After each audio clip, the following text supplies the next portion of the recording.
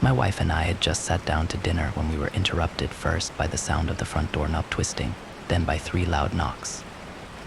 I stood up from the table and went to the front door, wondering who would have tried the knob first before knocking my brother maybe. But it was a little late for a visit from him on a weeknight. The sound of the rainstorm outside grew as I opened the door. When I saw her standing on the porch, covered in rain and mud, my heart nearly leapt out of my chest. "Hi, Daddy," Sarah said. The way her eyes and nose were scrunched up told me she was crying, even though the rain washed away her tears the second they fell from her eyes. "Can I come inside? It's so cold."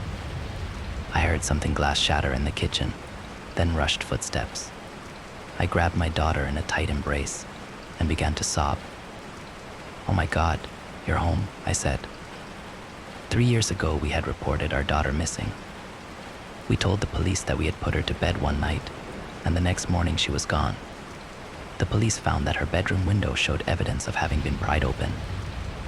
My wife, Hannah, and I hadn't heard anything that night, and the neighbors all agreed that they hadn't either. What happened next? She looked up at me then. The glass in her eyes was gone, and for a brief moment I could see my baby girl in them.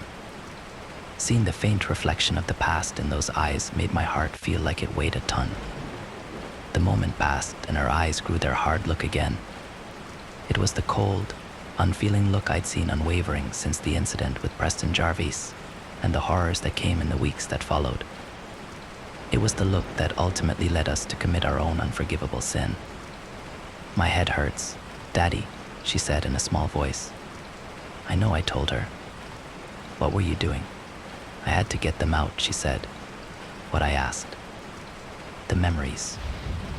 Sarah was 6 when we first saw her strange talents affect the physical world. Until that point, it seemed that whatever she could do was strictly tied to an ethereal plane. She could change our emotions and read our minds to a certain degree, but she certainly wasn't bending spoons or levitating off the ground. Either of those would have been preferred. It was sometime in July. The weather had turned from warm to hot, and the dog days of summer were upon us. A scream and a crash from the kitchen destroyed whatever tranquility had been in the house that day. I came running into the room to find Hannah precariously balancing on the counter and a glass of iced tea smashed on the floor. She saw me and immediately pointed to the stove. "It went under there." "What did?" I asked. "The mouse." I laughed and earned daggers from Hannah's eyes. She'd never been one to cope well with household critters. "I'll get a trap."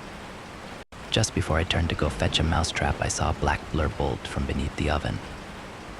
Hannah shrieked again, and I went for the broom that hung in the closet next to me. But before I could do anything else, the mouse stopped suddenly in the middle of the floor. With the broom in hand, wondering if I could somehow sweep it out of the house, I approached the rodent. As I got closer, though, I noticed it wasn't moving. Its ribs weren't expanding and contracting the way they do in little animals, nor was its head twitching around as it searched for a place to hide. In fact, this mouse wasn't even standing. I tapped it with the bristles of the broom curiously, and Hannah let out an audible shudder. "Calm down," I told her.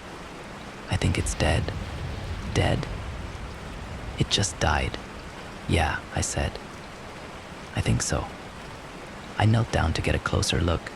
Then I looked up and saw Sarah staring at us from the hallway. She had this look in her eye, one I would come to see often and dread. Even that first time, it made my blood run cold and sent chills up my spine. "Sarah," I said carefully, "are you all right?" She looked at me, and the look was gone, melted away to expose the happy face of the little girl I loved so dearly. "Yeah, Daddy. Now that mouse won't scare Mom anymore." I looked at the dead mouse, then back at my daughter. "Did you do something to that mouse?" Yeah, her answer was so cold, so casual that it gave me goosebumps, just like I do to the spider sometimes. I stood in shocked silence for a minute, which Sarah took as her cue to return to whatever she'd been doing in her bedroom.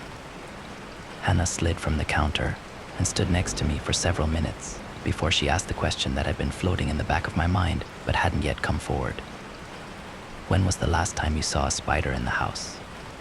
I started, then stopped. "I don't know. After the incident with the mouse, Hannah and I took special care to teach Sarah right from wrong. She seemed to grasp the concept that hurting anything was wrong, and it was especially wrong to kill things. We asked her never to do what she did to the mouse again and to try to focus on doing good things with her talents. We weren't entirely sure what she was capable of doing, so trying to give her examples of good things she could do was a bit difficult. For the most part. We just hoped she didn't do anything without our consent. After we'd gotten used to the uneasy feeling we got whenever she peeked into our minds, we started playing guessing games. This allowed her to stretch her muscles, in a manner of speaking, and allowed us to pick up on subtleties we otherwise would have been blind to. Hannah and I learned that Sarah could pick up what we were thinking, but only what we were actively thinking about. If there was a secret we didn't want her to know, we could keep it from her by keeping a song in our heads or thinking about work.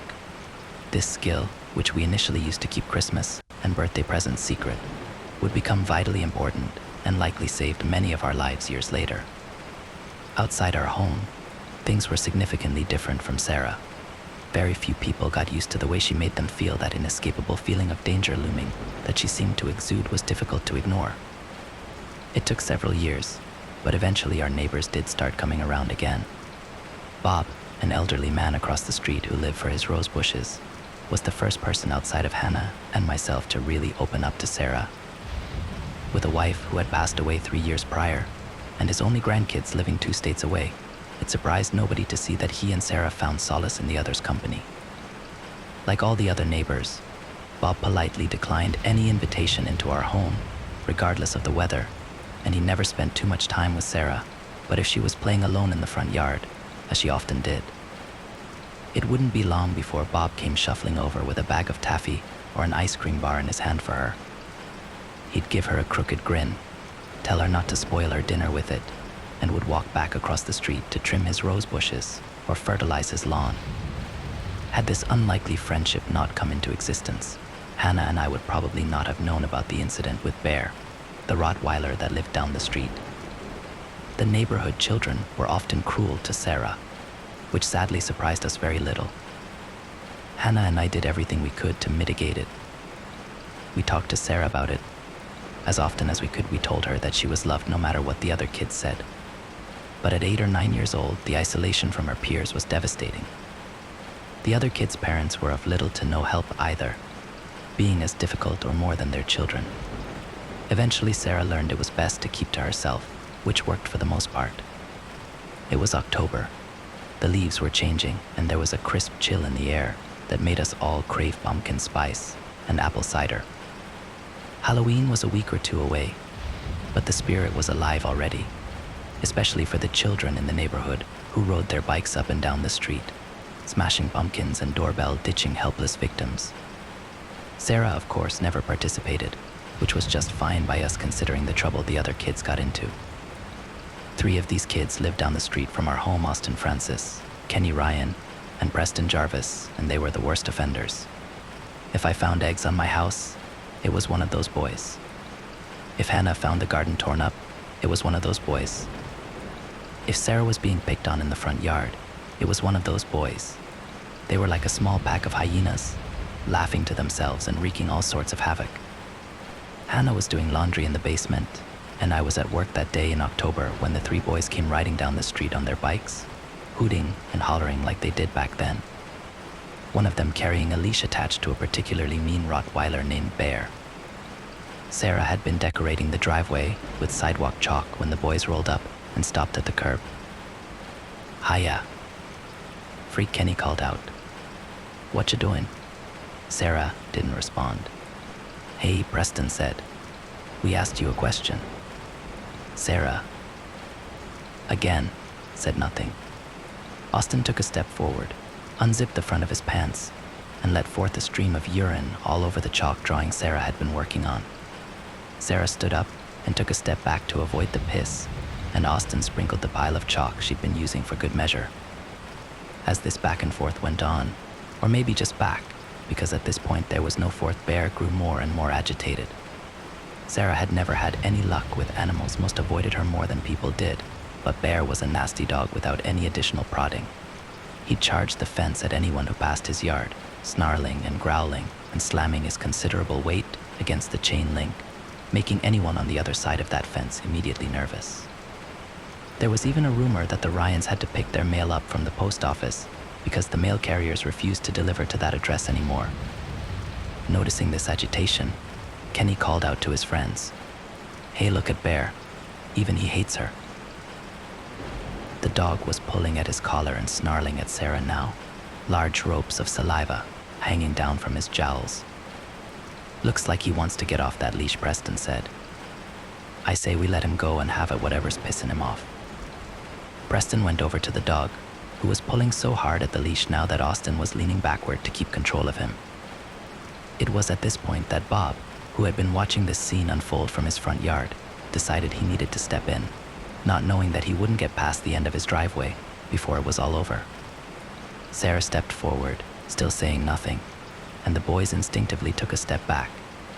Bear, however, inched forward, the muscles in his neck and chest flexing as he pulled the boy on the other end of the leash along. Sarah took another step forward, now less than a foot away from the beast that weighed more than she did, and that was when the dog stopped snarling. He still pulled at his leash, but the fight had left him. Instead, he pulled and twisted his neck in the way of a dog attempting an escape from a collar. Bear pulled harder, and the links of the metal choke collar broke, tinkling against the ground like lost change. The entire time, Sarah's blank gaze followed Bear. Although he'd felt fear countless times throughout his life, Bob admitted later that watching this play out, and especially seeing the cold, dead, predatory look in Sarah's eyes, was the first and only time he'd ever experienced real, unadulterated terror. Bear got only a few feet away before the orange and white blur of an oncoming U-Haul truck collided with it, and the Rottweiler was no more.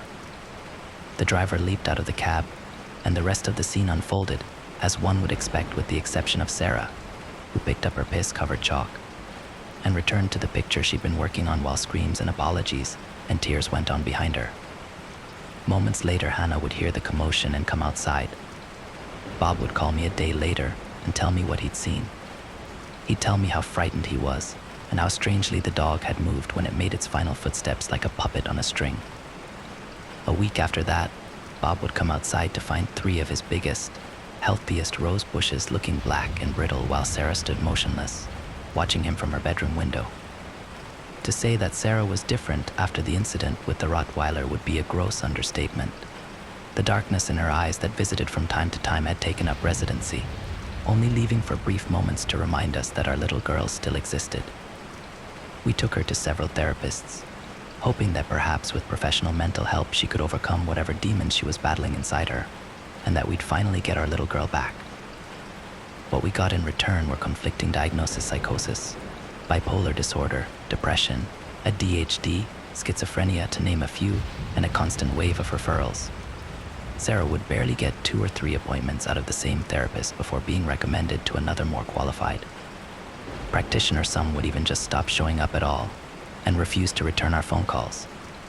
After a couple years of this, Hannah and I ultimately decided to forego therapy and focus on learning what we could on the subject ourselves. The constant loss of people in her life was doing far more harm than good. Given the juggling act of therapists, requests for her to change teachers in school mid-year, and the lack of friends, I can't say I was surprised to see Sarah shut down, and it broke my heart. The bullying tapered off for a while after the demise of Bear, but children are quick to forget, and it wasn't long before the abuse from the other children started up again, and with a ferocity that both terrified and infuriated us. Hannah and I did everything we could think of to protect Sarah from the barrage of hate and to protect the other children from suffering unimaginable consequences. We practiced breathing exercises. We taught Sarah how to get help from adults, specifically adults who were required to intervene, and how to get herself away from these situations. Always vigilant, Hannah and I would drop Sarah off at school or take walks around the neighborhood and see other children in casts, braces, and crutches, and we would wonder how many of them had been genuine accidents and how many had pushed Sarah too far. There certainly seemed to be more injuries than seemed normal. It was foolish to assume Sarah hadn't played a part in at least a few of them, no matter how often we practiced self-control with her. Of course, we couldn't ask Sarah about it. We couldn't even think about it around her. We told ourselves it was because we wanted to avoid isolating Sarah more than she already was, which was absolutely true. But the whole truth was that we were also afraid of her turning on us. She seemed so volatile that a wrong word, a wrong thought, could push her over the edge. For better or worse, we didn't have to bring it up, because her involvement in the mysterious neighborhood injuries was all but confirmed over the course of a few months when the three boys from down the street, Austin, Preston, and Kenny, all managed to find themselves in casts with broken bones and were suddenly too busy to care much about picking on our daughter. If I'm being honest with myself, I was glad to see those boys laid up for a bit. Sarah's wrath had been a long time coming, and if I could have gotten away with smacking those boys around a bit, I probably would have. After some time passed, Hannah and I noticed that one of the three boys was missing. Although Kenny and Preston still came around on occasion to throw rocks at the house or yell profanities at Sarah as she sat outside, Austin was nowhere to be seen. Fearing the worst, we started asking around the neighborhood about the boy. Neither Hannah nor myself had a good rapport with Austin's parents. I'd nearly come to blows with his father over the incident with his dog, so walking down the street and knocking on the door wasn't really an option. Fortunately, Hannah was able to gather that the Francis family had moved a few weeks prior from the woman who lived next door. Nobody knew why they'd moved, but nobody really had a great relationship with that family. Randall Francis was an alcoholic and Lorraine Francis was a chain-smoking drug addict. Nobody in the neighborhood was sorry to see their house vacant. About a year later, the Ryan family moved as well, leaving Preston Jarvis alone to pick on Sarah. Having now lost his two best friends to cross-country relocations, Preston's own isolation made him even meaner and more cruel towards Sarah. Perhaps if his friends had been around, things would have gone differently for Preston, although that was far out of his control. The Preston Jarvis incident, as it would forever brand it in my mind, occurred on July 4th, 2019. The three of us had spent the morning with the rest of the town on Main Street for the annual Independence Day parade. Sarah hadn't wanted to go, but had been a good sport about it at least. These days she kept almost entirely to herself, only really coming out of her room for meals and to go to school. Every free moment she had was spent with her nose in a book, enjoying the escape to distant lands where children were nice to each other and villains got their comeuppance. Hannah and I encouraged this as much as we could, while also trying to promote social growth, which was as difficult as it was terrifying, but also equally as necessary. Sarah had brought along a novel called New Moon, the second book in her favorite series that she'd finished several times already, and together we enjoyed the sun and the food and the sights offered by the parade. We'd gotten a few smiles out of her, a rare occurrence these days, so Hannah and I were taking the day as a win. That was until Preston Jarvis rolled up on his bike. He'd been bold to bully Sarah in front of us before, but today he must have been feeling especially brave. "Hey there, freak," he called from the curb. "Why don't they put you in a cage and parade you around this year?" "Get the fuck out of here," I retorted. "Oh, fuck off, old man," Preston said angstfully. "It's your fault she's such a freak anyway. Your whole family is probably a bunch of devil worshippers, that's what my dad says. I think we'd all be better off if you were all dead."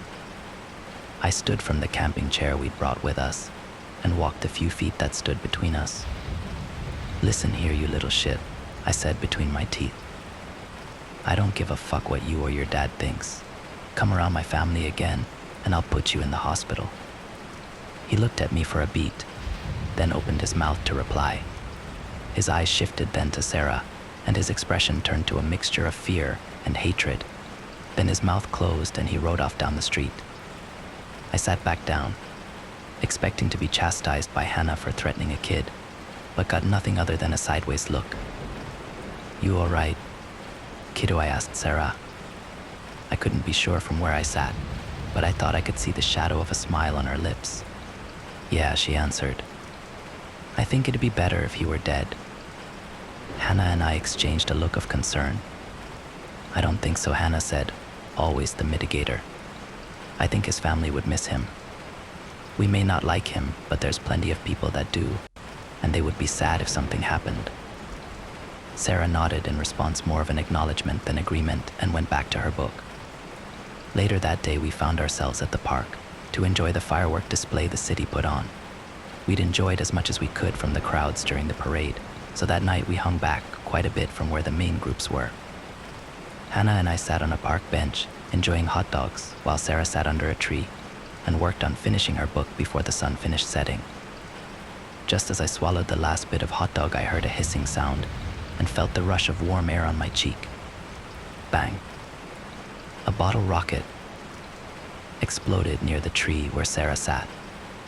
I whipped around and was unsurprised to see Preston Jarvis 10 feet away, aiming another bottle rocket at us. He lit the rocket, and moments later it flew past me, hitting the tree Sarah sat against and exploding. I stood up, and Preston knew he only had a few seconds before I knocked him to the ground. He bent over and picked out the largest from the pile of fireworks at his feet. It was significantly larger than the ones he'd shot at us and lit the fuse. Before I could get close enough to stop him, the firework went off. It fired several shots, one after the other, turning our small patch of park into the scene from the war movie. I turned my back and felt the hot rockets hit my back and shower me in ash and spent gunpowder. I looked up and saw that several of the fireworks had hit their target. Sarah was wiping embers off her face and out of her hair while her book smoldered at her feet. After the firework was spent, smoke and the scent of sulfur hung in the air like fog. I turned around to face Preston. The rage I felt must not have been the fraction of rage Sarah was feeling, because I didn't get a step toward the boy before every firework at his feet exploded. He stumbled backward and cried out in surprise and pain. Then a dark spot began to grow at the crotch of his pants, and his eyes widened to a look of sheer terror. He stood up and began to run, screaming in horror and calling for help. A second later, Sarah rushed past me after the boy. I lunged forward, hoping to catch one of Sarah's hands, but she was too quick. The sun had set by now, and the park was growing dark quickly as I bolted after the children. Preston's legs and arms pumped wildly as he ran past trees and bushes, desperately trying to escape his pursuer. He turned and ran into the thicker part of the trees, with Sarah hot on his heels. I beelined toward them, calling Sarah's name and begging her not to do anything to Preston. I saw their shapes passing the trees. Preston, then Sarah. Preston, then Sarah. Then it was just Sarah. No, I cried desperately. No, Sarah, no. Sarah stopped, and I maneuvered around the trees as quickly as I could, praying that I would find anything other than the boy's body at her feet. I was both relieved and terrified when I found Sarah alone. Sarah. Where's Preston? I asked between hard breaths. Where did he go? Nowhere, Sarah said. I looked around the ground, up in the trees, in the bushes, and there was no sign of the boy. Sarah, I said sharply. What happened? She didn't answer. Nye. I grabbed her shoulders, trying not to panic, but slowly losing the battle. Sarah, I yelled, shaking her. Sarah, what did you do? Hannah caught up to us by now and gently removed my hands from Sarah's shoulders. What happened? She asked. I could tell she was trying as hard as I was to keep her voice steady. Where's Preston? Sarah still said nothing. The glassy, dead look in her eyes remained, unwavering. I looked down then and saw the boy's footprints in the dirt. In the quickly dwindling light, it was difficult to make them out from Sarah's and my own, but with the flashlight on my phone, I was able to track the boy's final steps. He'd run past the tree that I'd last seen him behind, then turned, and then his footprints stopped in the middle of the path. They didn't lead to a tree or a bush, they simply just stopped. I searched for hours and found no other clue to Preston's whereabouts. Hannah took Sarah home and put her to bed. She still hadn't said a word about what had happened, nor would she ever. When I'd exhausted my search of the area, I had had Hannah pick me up. We drove home in silence, neither of us sure about what to say, but both feeling unspeakably terrified. I waited anxiously for the phone call from the police, for the news reports about the missing child, for the Amber Alert on my phone, but nothing came. There were no newspaper articles, no breaking news, no missing child posters, absolutely nothing. 2 weeks went by before I had the courage to ask Preston's father about him. We had never been on good terms, but he had been washing his car while I was out for my morning jog, and I didn't think another opportunity would present itself in the near future.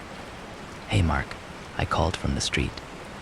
"Hey," he called back pleasantly, which somewhat surprised me. "How's it going?" "Not bad," I said. "I haven't seen Preston in a while. Is he at summer camp or something?" "Who?" Mark Jarvis asked. My heart had been pounding furiously in my chest from the anticipation of speaking with Preetson's father, but now it seemed to stop completely. What I asked breathlessly. "Who are you talking about?" Mark wore an expression of confusion, as if I'd just grown a second head. "Preston," I repeated.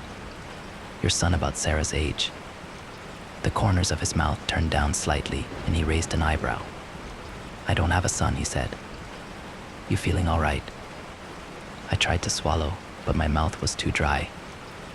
Yeah, I managed to get out. "Sorry, I think I might have a little heat stroke, I guess." "You better get inside then," he said, his expression now turning from confusion to genuine concern. "Sounds like it might be serious. Do you want me to walk up the street with you?" "No thanks," I told him. "I'll head back home now." He waved goodbye as I walked away, my morning cardio routine completely forgotten. Later that night, long after Sarah had fallen asleep, I would tell Hannah about what had happened. She would look as confused as I had felt for a moment. Then, after taking the time to fully process what had happened, she would begin to sob. We had thought that Sarah killed Preston Jarvis, but the reality was much worse. She had completely erased him from existence. It took weeks for the shock of what happened to Preston Jarvis to wear thin enough for Hannah and I to even think about what to do next. We both tried talking to Sarah about it, but the little girl we'd raised seemed to have evaporated that night, along with Preston. Her eyes showed no joy, no love, no hope, nothing but emptiness. We attempted a few times to talk to Sarah about the incident, but it was obvious we couldn't get through to her. When we asked her what exactly happened to Preston, her answer was always different variations of "I made him go away." She never said she killed him, and I suppose that wasn't entirely inaccurate, but she also said she couldn't bring him back. I'm not sure whether I believed that she couldn't undo what she'd done at this point. I wasn't sure if she was incapable of anything, or if it was more that she wouldn't undo what she'd done. I'm not sure which option terrified me more. Sarah kept to herself even more than she had in the past. Before, Hannah and I could always carry conversations with her and get her to join us on trips to the store. But now it was nearly impossible to even get her out of her bedroom for dinner. We would go days without seeing her. We only knew she was all right because we could hear her moving around in her bedroom, and the plates of food Hannah would leave in the hallway would be emptied by morning. I tried to stay up late once to see if I could catch Sarah coming out of her bedroom, but I'd fallen asleep around 3 a.m., and by the time I'd woken up, the food was gone. Every night the scene replayed over and over in my mind. When I closed my eyes, I could see the trees silhouetted in the dark, feel my heart racing, hear the terrified final screams of the boy who would be wiped from existence in mere seconds. I had hated that kid. It was hard to deny after the torment and pain he'd caused my family, but I wouldn't have wished his fate on anyone. I tried to tell myself that maybe things were better off this way. Maybe Preston would grow up to be a serial killer or something, but I knew in my heart that was probably not the case. Sarah had an effect on people that brought out the worst in them. Preston was a terrible kid, but would things have been different had his family not moved down the street from ours? Would he not have acted so maliciously if he hadn't been exposed to Sarah? There was no way to know for sure, but these questions are the ones that kept me up at night. That was until the shock had worn off enough for me to finally consider the two questions that I'd been too afraid to broach. Was this the first time she'd done this? And would she do something like this again? I had a thought cross my mind in the wee hours of the morning after all, but the raccoons and crickets had gone to sleep. Originally there had been 3 boys that tormented Sarah. The other 2 had allegedly moved away, but I hadn't seen a moving van. I spent days thinking about this before I finally decided to find out for myself.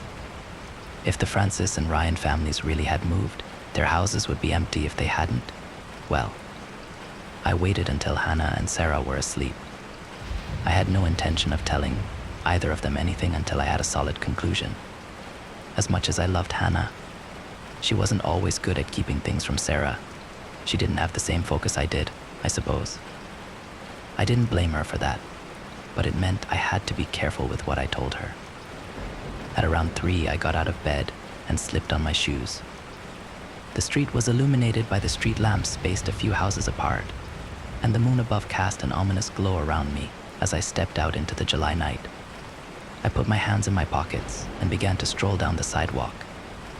I badly wanted to run, to get there and be done with the whole business as quickly as possible, but I knew if someone did see me, a man running in the middle of the night seemed a bit more suspicious than someone going on a late-night stroll. It must have been only 10 or 15 minutes before I approached the house where Austin Francis had once lived. The yard was mostly dirt with only a few patches of grass here and there, all framed by a silver chain link fence that once kept Bear the Rottweiler from terrorizing the town. I opened the gate and approached the window. I didn't need to enter the house, just needed to see inside, but unfortunately the curtains were drawn and all I was able to glimpse was a wall of black. I walked the perimeter of the house and attempted another window. Still there was nothing to see but darkness. Sighing, I allowed myself one last attempt before I went to the Ryan household. I tried the knob on the back door. It twisted and the door opened with a soft creak that sent my heart pounding.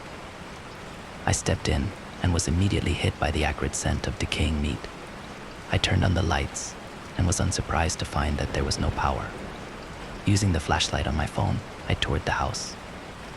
Bowls and plates still sat out on the kitchen table. The food they had once held long since dried up, leaving gray and brown remnants. Curiously, I opened the fridge, then immediately closed it as the smell struck my face and made my eyes water. I walked the rest of the house, seeing dirty laundry, empty bottles of alcohol, and generally the signs of a house that was being lived in, not a house that had been vacated. The scent grew stronger as I approached the bedroom. Terrified to see what was on the other side of the door, but knowing I had no other choice if I intended to get answers, I turned the knob and stepped in. It was a boy's bedroom, presumably the bedroom of Austin Francis. Again, I found more indications that nobody had packed anything away: a television, a PlayStation, video games, model cars, things that no boy would leave without. But none of that was what surprised me. What surprised me were the black splatters of dried blood and tissue and fragments of bone that covered the walls, spreading from the bed like the boy had gone to bed with a belly full of explosives. Not for the first time since entering the house, I swallowed back hot bile from the pit of my stomach. I closed the bedroom door, thinking then to wipe my fingerprints from the knob, then moved along to the master bedroom where I saw a similar scene. Both Mr. and Mrs. Francis were lying in bed, except their heads had been removed from their bodies and replaced with a similar arc of blood and gray matter painting the pillows, walls, and headboard. After that, I'd seen what I needed to and left the house in a haze. Once the door behind me was closed, I lost the battle with my stomach and lurched violently in the overgrown rose bushes that were planted a few feet away from the back door. How long ago had it been since the Francis family allegedly moved?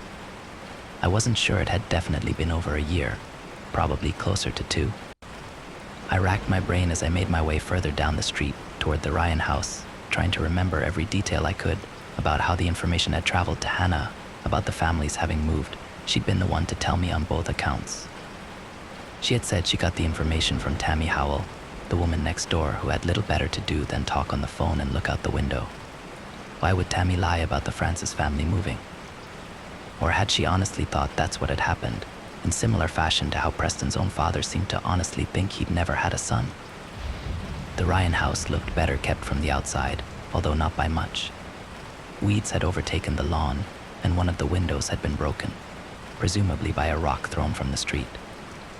I again attempted to peer through the windows, but after a few fruitless endeavors, I let myself into the backyard to try my luck with the back door. Again, it opened without a problem. The stench that hit my nose was far less potent than the one lingering in the Francis household, but equally as unnerving. Even still, I expected to find the similar signs of abandonment that I'd found in the other house, but when I flipped on my phone's light, I was surprised to see a somewhat clean, empty house. A layer of dust and dirt covered most of the surfaces, but there was no furniture, no pictures, nothing to indicate that the house was being lived in. It seemed that the house really had been vacated, except for that smell. I followed the smell to a bedroom and opened the door. Again, I had to choke back the urge to evacuate whatever was left in my stomach. My eyes watered as I lifted the light to illuminate the boy's bedroom. This time, instead of the whole room being painted with blood, only half of it was. Lying in the bed were the remains of Kenny Ryan. His left half was perfectly intact, his gray skin taut and dry against his skeleton, while his right half was completely missing. It looked as if he had fallen sideways into a wood chipper. Unlike the rest of the house, this room seemed completely untouched. There were no signs of any intention of packing up Kenny's possessions for the upcoming move. In fact, it seemed as if the family had simply forgotten him. It was with this thought that my heart dropped even further. They really had forgotten about Kenny. He hadn't disappeared like Preston, but he may as well have in the hearts and minds of his family. Is that what Sarah had been trying to do to the Ryan family the year before? There was no way to know for sure. I had no intention of asking her, but that seemed to fit in a morbid sort of way. After spending another few weeks fully processing what I'd found, I shared my discovery with Hannah. I was a bit nervous to pull her deeper into the problem. She had always struggled with keeping things from Sarah, but I felt like the secret would devour me if I kept it any longer. The start of the school year was fast approaching, and Hannah and I were obsessing over the decision whether or not to allow Sarah to enroll for another year. We were terrified that something else would happen, especially given what I'd found out about the Ryan and Francis families, but we also wanted to maintain some semblance of normalcy for Sarah. And if I'm being honest, Hannah and I needed a break from the constant buzz of danger and unease that followed our daughter and had now coated every surface of our house. We hadn't yet made our decision, but decided it was best for Sarah to go to orientation at least. We decided I would go with her to see how she did if anyone came up to her to ask how her summer was, or to find out if there were others like Preston Jarvis on Sarah's chopping block. Nobody approached her, but there was also no bullying either. All things considered, I took it as a win. When we arrived home, Hannah was gone. She'd left a note telling us she'd gotten a call from the neighbor who needed help with something and would be back late. This struck me as odd, but I did my best to not think about that just in case Sarah was listening in from her bedroom, which she'd made a beeline to the moment we arrived home. Later that night, I received a text from Hannah asking if Sarah was asleep. I told her she was, and Hannah walked in the front door, face red and eyes swollen. As she started, then began sobbing. I held her and let her tears soak into my shirt until eventually she calmed down enough to speak. "I'm so scared," she finally whispered. Scared of what I asked, knowing damn well what she was afraid of. I was afraid too. "I found something," Hannah said, pulling away from me. She swallowed, and I could see her throat bob up and down as she searched for the words. "When you and Sarah left for orientation, I went through her bedroom. I didn't want to say anything about it because I hated when my parents would go through my room, and I had hoped I wouldn't find anything." She paused for a long moment, but I said, filling the silence and searching her eyes for the answer, "What did you find?" She shook her head, unable to speak, then pulled out her phone and handed it to me. On the screen was a picture she'd taken of an old, stained shoebox. Inside was a collection of tails from a variety of small animals, some of them very old and brittle, others fairly fresh with meat and sinew still clinging on from where they were torn off. This pile of tails sat in a nest composed of dozens of blood-stained collars and pet tags. I looked up in shock and disbelief. "I found that in her closet," Hannah said. "Go to the next picture." I swiped to the left and saw the image of an open book. It took me a moment, but I recognized it as a journal Sarah had received from one of her grandmothers last Christmas. Pasted inside the journal were photographs, each with a large X scratched across their faces. I zoomed in and recognized immediately the face of Preston Jarvis. Like this picture, many of them appeared to have been cut out from the school yearbook. I recognized the face of Sarah's science teacher that had requested she be transferred out of her class, and another girl I'd seen just a few weeks before hopping along on crutches at the 4th of July parade. I swiped again and saw another page filled with photos. Another swipe, and still more photos. More yearbook images of children, of teachers, family photos of Kenny Ryan and Austin Francis, presumably stolen off the walls of their now vacant homes, pictures of therapists who had mysteriously stopped returning our calls. I looked up at Hannah, my face now completely void of color. We didn't exchange words, we didn't need to, because we both understood at that moment that our daughter had been doing these things for far longer than we knew, and had kept them a secret for just as long. For years, while we thought we were getting through to her, keeping her talents at bay, and teaching her right from wrong, Sarah had been torturing, killing, and erasing dozens of people and pets throughout the neighborhood. While I've been so engrossed in explaining what happened all those years ago, things have been going on these past few weeks that have both Hannah and myself even more on edge than we were before, starting with what happened at the red trailer truck stop. Below is a news article I read this morning, May 4th, 2022. It's been just over 3 weeks now since Esteban Gutierrez arrived at the red trailer truck stop, where he worked as a line cook to discover the 9 bodies of his friends, patrons, and co-workers, and still authorities are baffled. Mr. Gutierrez told police he arrived at approximately 5:45 a.m. for his morning shift in the kitchen, when he first discovered the body of Emma Fitzgerald by the employee entrance. He noticed an injury on Emma's forehead, which the county coroner determined was likely caused by a fall very near the time of death.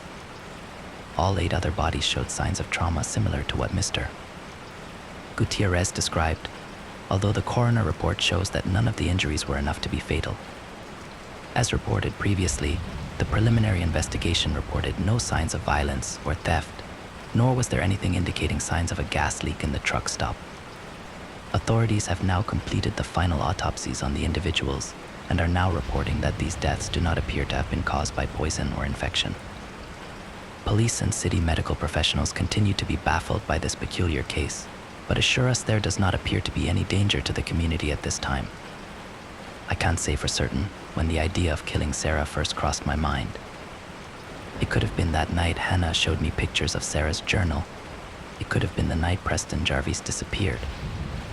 It could have been during the hellish weeks that followed while we walked on eggshells around our own house praying to any god that would listen to deliver us from the nightmare we had found ourselves in. For a while, nothing seemed real. Could Sarah, my Sarah, kill people? No way. Never. But she had. Pictures of her from school, smiling happily back at us from in front of a painted woodland background hung in the hallway. I would pass them, seeing her bright eyes, and ask myself if I truly believed that little girl was capable of the atrocities we accused her of. It was simply not possible, but it was. The idea sat in the back of my head, festering like an infected boil for weeks, until it suddenly burst, spreading its contents all over my mind. I hated myself for thinking it, for even allowing the thoughts to come into my mind so clearly as that, but I hated myself even more for failing to see another option. There was no psychologist, no corrections officer, no court that could contain her. If Sarah wanted to be free to do what she wished, then it was just a matter of willing it so. Perhaps if there was a correct dosage of some drug we could give her that could dampen these abilities, then maybe there was a chance to reason with her. But if we got it wrong, it would cost the lives of everyone involved and countless others. The only way to ensure everyone's safety was to remove Sarah from the board altogether. She was too powerful, too psychotic, to be able to live a happy, healthy life. She had always been a scourge on the neighborhood, no matter how much love we had shown her.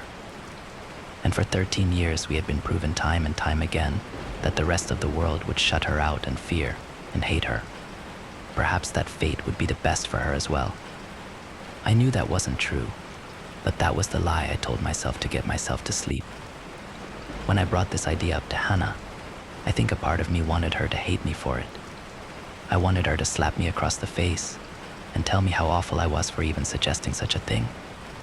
But she would give me no such satisfaction. I had taken her to dinner under the guise of wanting a romantic evening out of the house. After we'd ordered our entrees, however, Hannah called me out.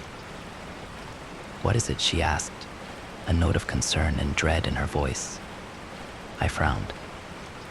"Don't give me that look," she said, a bit more harshly than I think she intended. "You got us out of the house so we could talk about Sarah, didn't you? Has something else happened?" No, I said, shaking my head. "Nothing like that." She took a sip of her water. "But it is something about Sarah, isn't it?" I collected myself for a minute, drinking about half my glass of ice water as I did so. then told Hannah my idea. My heart felt like it was going to beat right out of my chest and onto the plate of Alfredo I'd ordered.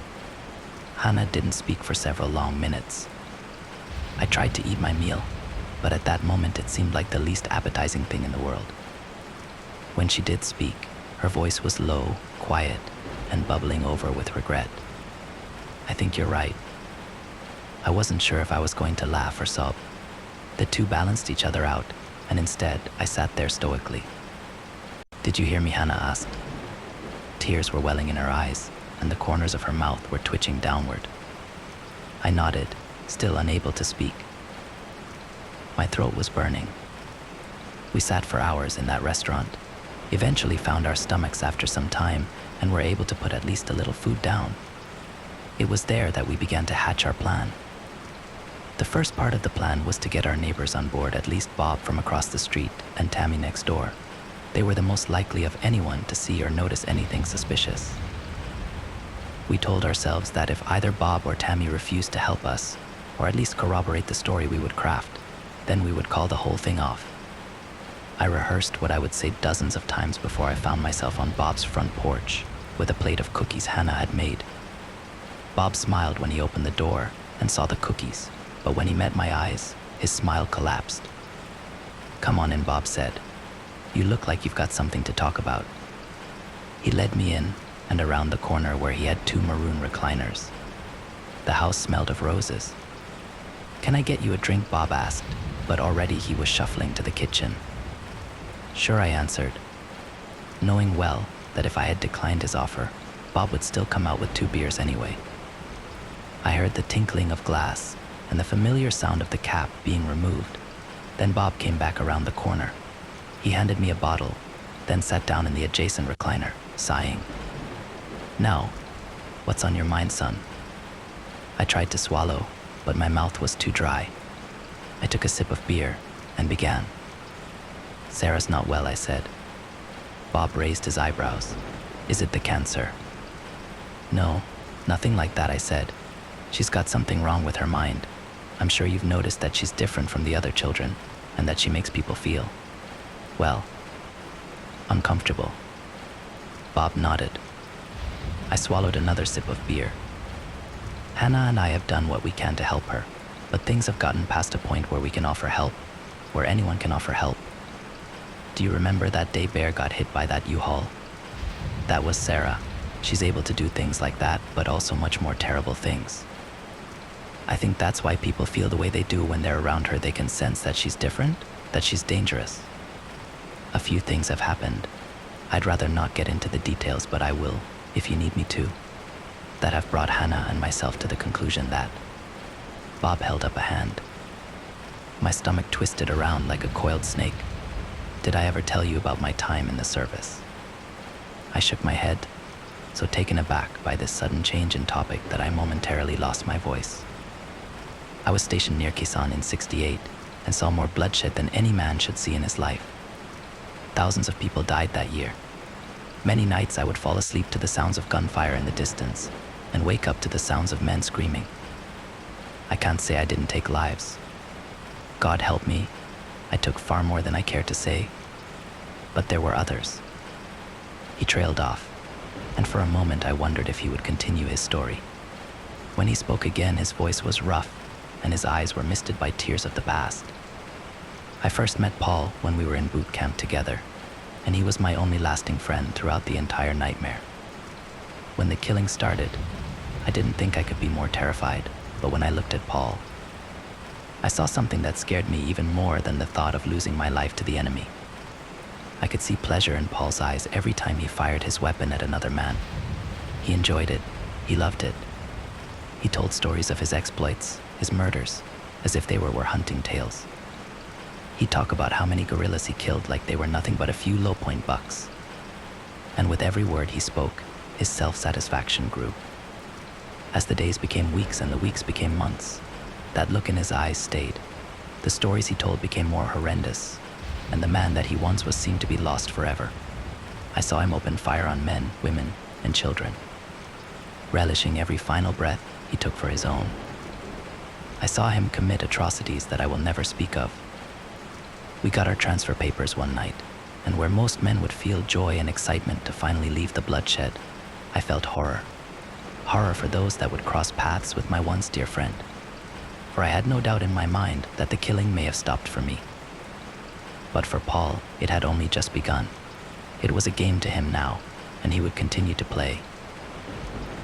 The last life I ever took was that of my best friend in the jungle of Vietnam on the day before we were set to transfer. We had stumbled across a family of travelers along the road, and where I saw people, men, women, children. Paul saw nothing but lambs for the slaughter. He brought his rifle up to his shoulder, and I shot him in the back of the head. I don't wonder if I did the right thing, but if I'd done the right thing sooner, how many innocent lives would have been saved? Bob held the bottle to his lips and finished his beer, then stood up and went to the kitchen for another. "I love that little girl of yours," he called from the kitchen. The note of pain that had developed in his voice now seemed to seep through the walls. "I too want what's best for her. I won't hear the question you came here to ask. Such things are better left unsaid, but I think you'll find I've answered it nonetheless." Indeed, he had. Hannah and I have both been avoiding watching the news in the house since Sarah arrived home, nervous that something like the news of the red trailer truck stop would come on, and our thoughts would betray us. All it took was one glimpse of that truck stop, and I knew we wouldn't be able to help immediately thinking about that night. It was like having a gun to my head and watching a documentary about lions and trying not to think about a lion, even for a moment, lest the trigger be pulled. The truth is that we had passed that truck stop 2 times that night, once with our little girl buckled up in the back seat, her lifeless head lolling around as the car hit bumps in the road, and once with nothing but silence and a queer sense of relief filling the car. It was the closest sign of civilization from where we had left Sarah, and would have been the first place anyone would stop if they had a teenage hitchhiker in the passenger seat with no memory of how she got there. The morning of the day Sarah showed up on our doorstep was when that short order cook had discovered a truck stop full of bodies that was no coincidence. Sarah had been there, but what had caused her to kill those people? Had she been attacked? It's possible, but I don't think so. There were no signs of violence at all, at least according to the news, and I would imagine if someone had attacked her, there would either be no body at all, or their body would be smeared across the walls. I really think that it boils down to 2 scenarios. Either Sarah had no control of what happened, or she had complete control and simply didn't care, like a child stomping on an anthill. Regardless of which way that door swings, it still leads to a room with a nuclear missile, and I've been sleeping right next door. I'd been debating with myself for a while about whether to bring the news of the red trailer truck stop up with Hannah.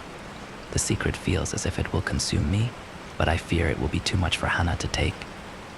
She was never as good at keeping things from Sarah as I was, and she's already been trying to keep an enormous one from breaking down the barriers in her mind.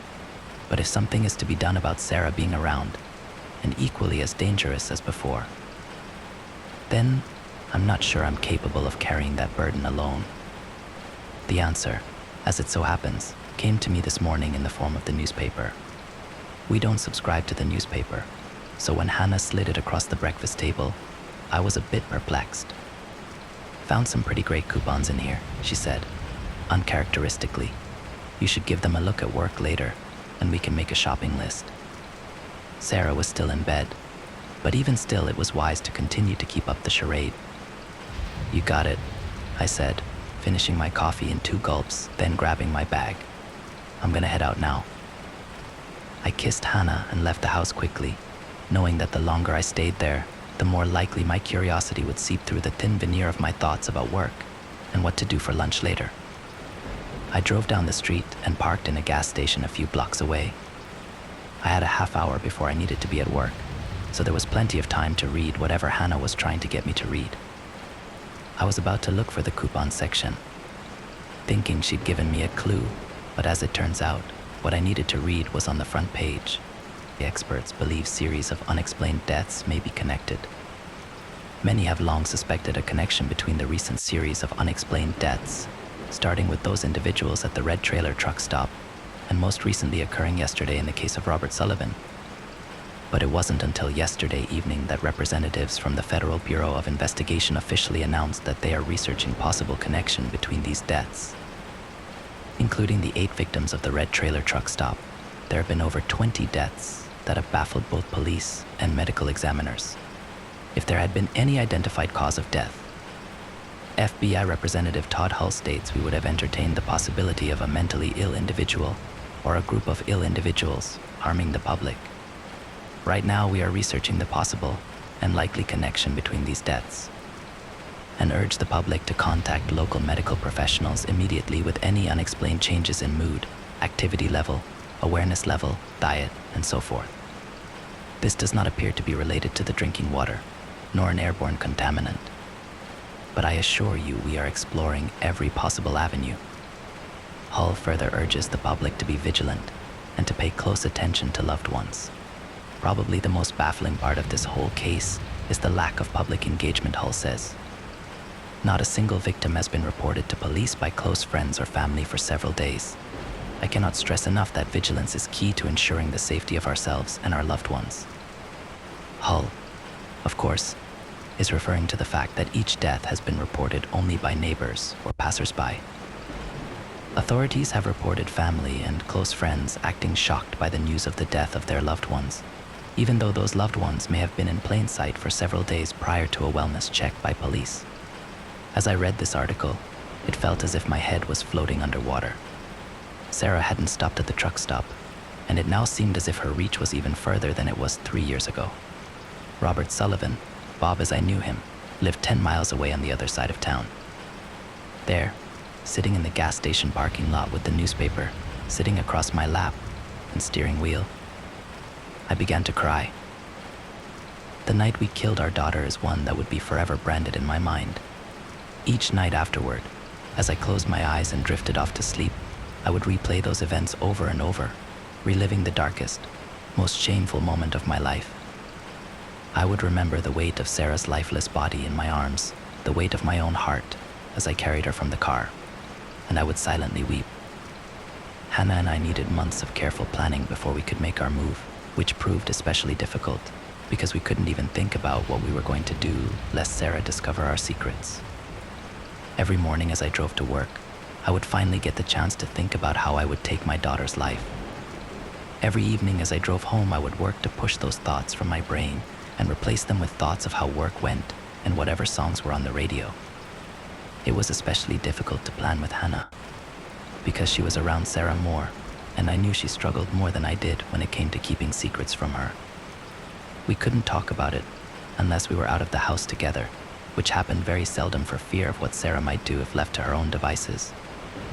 It was around that time that Hannah started singing. She always hummed to herself while she did the dishes or folded the laundry, but lately it had seemed like every breath she took was one of song. It was beginning to get annoying because she always sang the same 3 songs. Over and over it was either What I Like About You, Every Rose Has Its Thorn, or Talk Dirty to Me. It got to a point where I found myself singing these songs too whenever I was in the shower or driving in the car. It was during one of these morning commutes, singing about a cowboy's sad, sad song that I just couldn't get out of my head when it finally hit me. Poison. One of the most surefire ways Hannah had been able to keep Sarah out of her mind was by keeping a song stuck in her head. I'd assumed that had been why she had started singing more, but I hadn't noticed until that moment that all 3 songs were by an 80s band called Poison, a group I knew Hannah didn't listen to. That night when I got home, I put my theory to the test by singing a Lou Rawlins song my mother used to play. We Understand Each Other. Hannah didn't know the song, but the moment I got to the chorus, her eyes snapped up so quickly, I thought she had certainly given herself away. I quickly glanced at Sarah, careful to keep my mind on the song. She was sitting quietly on the couch, staring through the window into the night sky. She did that more and more often those days, like she was somewhere else entirely. She would spend hours in such a position, staring at nothing but the blank space between her face and the window.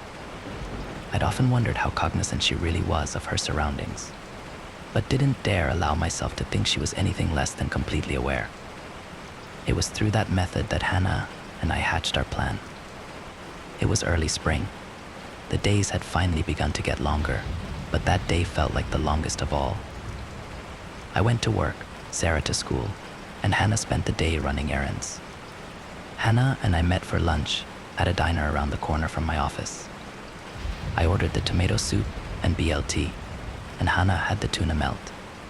We talked about the grocery list and Sarah's upcoming math test, putting on a show for anyone that might remember us later, although there were very few people in the diner that afternoon, and fewer still that might be within earshot. That was partially why I'd chosen that diner. The other part was because I knew the security camera in the corner wasn't working, so there would be no record of Hannah carefully sliding a small envelope across the table, concealed by her palm. The envelope contained a white powder I understood to be midazolam, a potent sedative. As it turned out, the neighbor Hannah had gone to see while I spoke with Bob, Tammy Howell, had a nurse friend with low morals who had been able to procure a pill here and there for Tammy when she asked. It had only taken a phone call and a couple weeks before the drug was in our possession. I'd been hoping for something stronger, but was assured that this should do the trick, especially since this powder had once been in the form of 10 whole pills, prior to Hannah crushing them up, far more than would ever be used for a single dose. With that kind of dosage, I imagined any sedative would do the job. A few hours later, I was parked in the garage. Next to me sat 2 greasy paper bags and a cardboard carrier with 3 milkshakes. Under normal circumstances, one of the bags would have been opened and half the fries gone. But that night they sat untouched. What little I had eaten during lunch had all come up a few hours later, and the thought of eating anything sickened me. Inside the bags were 3 burgers, each wrapped in foil and held together by a label to identify contents. I had the bacon jalapeno burger, Hannah had the chicken sandwich, and Sarah had her favorite bacon cheeseburger with extra pickles. The sticker had made things a bit more difficult than I'd hoped, but with patience I had been successful in peeling it back enough to slide the sandwich free and sprinkle about half of the envelope's contents in the middle. The rest had gone into her chocolate shake. Of course, I couldn't think about these things though as I sat in the garage. Just about how rough work had been, and wondering if I was coming down from something, or if I just had acid reflux, which would give me an excuse later if I couldn't keep dinner down. I put on a smile and carried the food in as I walked through the door. Hannah met me at the door, kissed my cheek, and thanked me for picking up dinner. Hannah set the table and began dividing up the contents of the bags while I approached Sarah's bedroom. I rapped on the door 3 times, as always. "Hey On, dinner's here," I said. Nothing but silence answered me. I had been expecting this. Sarah seldom joined us for meals anymore. For weeks we really only ever saw her just before and just after school as she made a beeline between her bedroom and the front door. Every other moment was spent locked in her room, presumably reading. I hadn't allowed myself to think for a moment Sarah was doing anything else for fear I might be right. What I hadn't been expecting was the sound of the door opening behind me after I turned and started back toward the kitchen, resigned to leave her food in front of her bedroom door, like always. Silhouetted in the darkness, Sarah's bedroom light was never unstood my daughter. She looked thin, pale, and her hair hung in thick, greasy ropes. She looked like nothing but an empty husk now, and for a brief moment I felt better about what would soon transpire. This thing in Sarah's body wasn't my daughter, she was a wolf in sheep's clothing. "Hey kiddo," I said. "Glad you decided to join us. I got your favorite complete with a chocolate shake cause I don't know about you, but I've had a hell of a week." Sarah didn't respond with more than an empty stare. We ate in the most poignant silence of my life. Sarah didn't look up at either of us, just ate the food in front of her with her head hovering closely over the plate. I wasn't sure when the last time I saw her eat was, but watching it now gave me chills. God, she ate like an animal. Her head snapped up at me as that thought slipped through the cracks in my mind. Grease and salt and condiments were smeared across her face and hands. Hatred shot from her eyes like bullets. "Do you want a napkin?" I asked, attempting to sound casual, but knowing I had failed even as the words came out. I was staring into the face of a hideous beast. The longer she stared at me, the less human she seemed. Her pupils had completely overtaken the irises, leaving nothing but black pools of tar amidst a sea of white. Her jaw jutted forward a bit in an unnatural way, and it wasn't until she smiled at me that I understood why her teeth were flat and shallow from months of being constantly ground together. The teeth alone were enough to send chills down my spine, but the way her mouth worked as she smiled, the muscles in her cheeks and jaw tightening, the veins in her neck and forehead pushing against her skin like worms below the surface, that was enough to make me want to run. I passed her a napkin, tapped the corner of my mouth to show her where she needed to wipe the ketchup from, and returned to finish my meal. The moment her food was gone, Sarah returned to her bedroom. Hannah and I exchanged the quickest of looks, then began to clean up. I had read that midazolam takes somewhere around a half hour to take effect, but we elected to give it an hour. As the hour passed, the strangest feeling of calm began to slowly trickle into the house. It was so foreign to me that I'd wondered for a moment if I'd eaten the wrong burger, and was now feeling the sedative take effect, but knew in an instant that wasn't possible. The calm we were feeling wasn't calm at all, not really, but the sense of danger being lifted from the house. We'd spent so many years under this dark blanket of doom and depression and fear that I'd forgotten what it felt like to feel safe in my own home. It would seem that the drug had done its job. At the very minute the hour passed, Hannah and I were knocking on Sarah's door. "Sarah," I called. No answer. Not that there would have been one anyway. But this time there was no shuffling sound, no footsteps, nothing at all. I clenched my jaw, met Hannah's hopeful and horrified gaze, then opened the door. Our daughter sat on the floor, leaning limply against the wall. I thought about turning the light on, but thought better of it. It was best I saw as little as possible. In her lap sat the open shoebox Hannah had discovered, and between her lifeless fingers was the orange tail of a cat. It looked fresh. I knelt down and called her name again. "Sarah, Sarah, can you hear me? It's your dad." Nothing. I felt her neck for a pulse. Nothing. I laid her down and put my head over her mouth and nose, looking for the sound or feel of breath. Nothing. Finally, Hannah retrieved a stethoscope Tammy had lent her, and I used it to listen for a heartbeat we needed to be sure. I stood up and sighed, and with that sigh came over a decade's worth of tears. Tears for the pet Sarah had taken, tears for the family Sarah had ruined, but mostly tears for the little girl who had once brought me my oil filter wrench when she heard in my mind that I needed it. The little girl who had so much potential, but had been born into a world that would shun her, and fear her, and hate her for what she could do. None of this had been her fault, but she'd had to bear it nonetheless. It wasn't fair, it had never been fair. I sobbed for a long time, holding my daughter's body in an embrace I hadn't dared while her heart still beat. Hannah sat next to me, sobbing into the nape of my neck. We cried until the wells ran dry, and there were no more tears left to express the depression, fear, regret, and relief we felt. The wells would fill again, though, and the tears would be back, but it was best that they had left us at least for the next few hours. We still had work to do. Hannah carried Sarah to the car. She was disturbingly light, and I went to work on the window frame with the crowbar from the shed. Once I'd gotten the window pried open, I cleaned the wood and paint from the end of the crowbar and returned it to the shed. Behind me, Bob's grave face watched from the window. He met my eye as I went back to examine my handiwork, and I gave him the slightest nod of confirmation. He wiped a palm across his face, presumably to catch a falling tear, then closed the curtain. Hannah was already waiting in the car. Behind her, buckled in with a blanket draped across her lap, sat Sarah's lifeless body.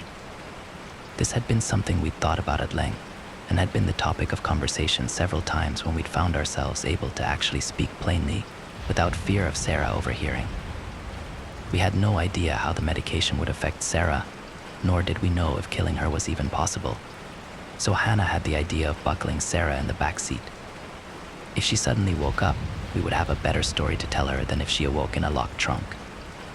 We drove in silence for 2 hours, passing the red trailer truck stop along the way, before we reached the point where roads became trails, then another hour as we forged our own trail through the desert.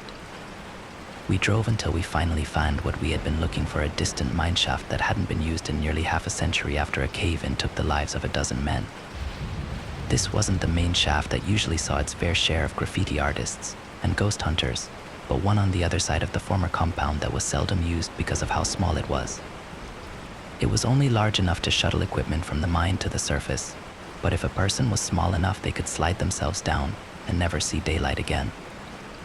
We hiked the distance from the car to the mineshaft, taking turns carrying Sarah in our arms and passing her back and forth, as we climbed the few chain-link fences marked with no trespassing signs. When we arrived, I took a final moment to say goodbye to Sarah and to tell her how sorry I was for everything that had happened to her. Hannah had already begun crying again, but was able to choke out a heartfelt goodbye, baby girl. I'll always love you. I kissed Sarah on the forehead. Hannah did the same, and with that we bid farewell to our little girl forever. Or so we thought.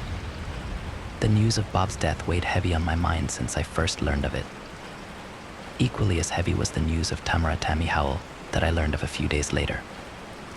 I recognized several of the other names in the news, including Mark Jarvis Preston's father, Lawrence Marshall Sarah's former math teacher, and Evelyn Gates, the mother of a girl who had suffered 2 broken legs after she stuck gum in Sarah's hair during lunch. If there was any doubt that Sarah was involved in these deaths, it was dashed last night. Hannah and I had just sat down to dinner when there was a knock at the door. I stood from where I sat at the table wondering who it could be, while Hannah sat quietly in the kitchen. Sarah was in her room where she'd been for most of the afternoon, a plate of food just outside her bedroom door. I opened the front door and saw the nervous face of David Peterson, my neighbor from across the street. He was a slight man, not elderly but approaching his twilight years, who had made a living for the past 2 decades as a business accountant. Complete with thick-rimmed glasses and a pen in his breast pocket, Dave couldn't look the part better if he tried. "Hey, Dave," I said, a bit bemused. "Everything all right?" "I actually came over to ask you that," he answered. There was a tremble in his voice I'd never heard before. "Sure, what's going on?"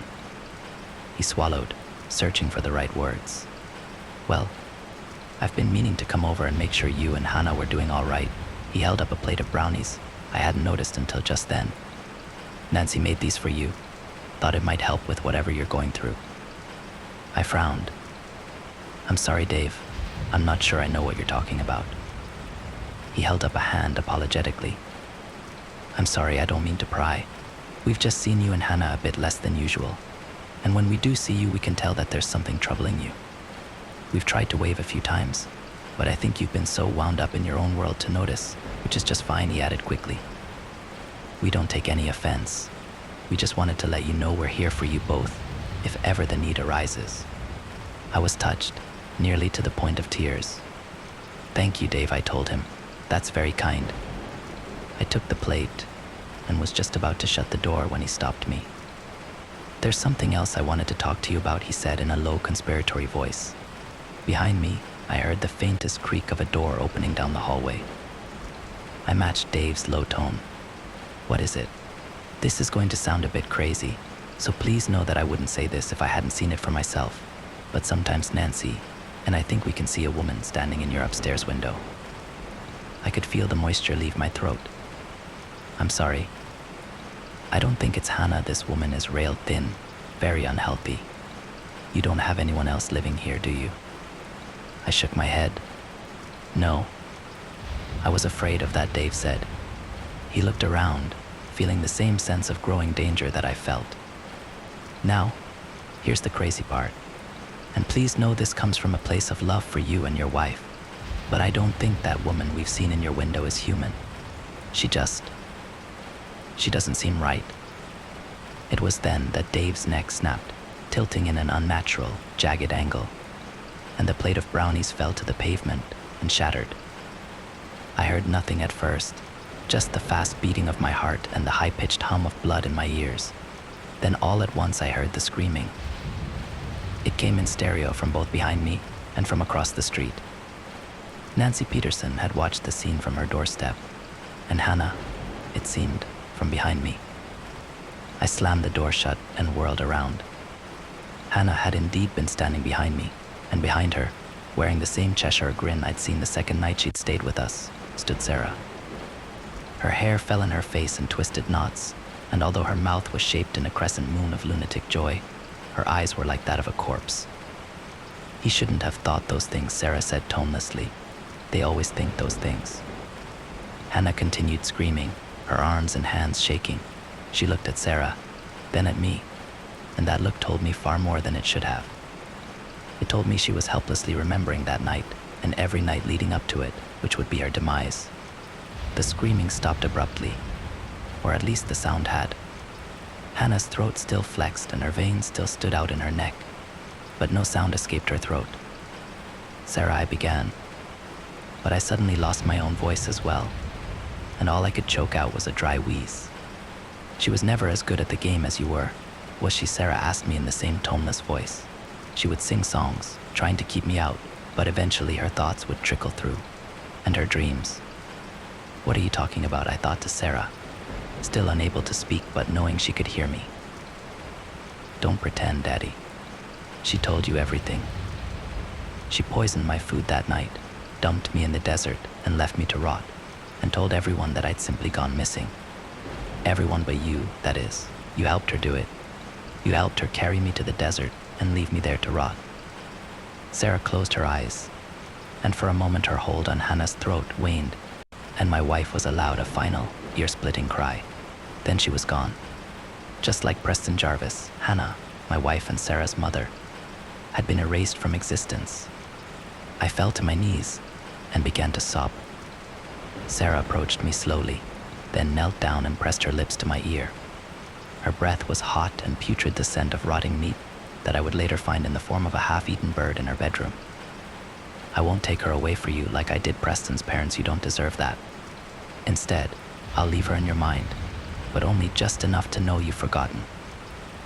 I looked up and met her eyes for the last time, seeing nothing but two black, hateful pupils, and then Sarah was gone as well, and I was alone. I didn't allow myself to think about it then, and wouldn't allow myself until long after the feeling of dread had been lifted from the house. But when it had, I felt a wave of regret and love crash into me like a freight train.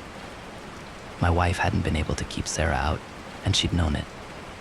She couldn't keep Sarah from finding out the truth, but she could keep her from finding out the whole truth. She twisted things around enough to give me a chance for mercy, to allow Sarah to believe that Hannah had been the instigator and had only involved me after it was too late, which I know I don't deserve. The police did come eventually to collect Dave's body from my porch. A passing jogger had seen his corpse lying on my porch and had called 911. Even though his wife had seen what happened, had screamed his name as he fell to the ground, she told the police the last thing she remembered was having her husband take brownies over to the neighbors, and that she'd been unaware of the fact that he lay dead in plain view right across the street. I'm inclined to believe her story because I've seen what Sarah can do, and perhaps that's Sarah's way of granting mercy. With every breath I take, I can feel a little more of my wife's memory slip away. I know it's still there, somewhere deep in my mind, but trying to recall things about her is becoming harder and harder, like trying to recall a dream after waking up. The features of her face are becoming distorted, blurry, and the memories we shared, our first kiss, our first date, our wedding night, are being blanketed by a haze I know will never be lifted. Sarah isn't gone, not like the others. I can still feel her presence, however distant, and I know it's only a matter of time until she returns home again. So if you find yourself suddenly unable to recall the face of a loved one, if you feel a prickling sensation on the nape of your neck while you sit alone in your bedroom, if you find yourself awake in the middle of the night with a sense of dread hanging over you, know that it may be Sarah, and keep your thoughts guarded. She'll be listening.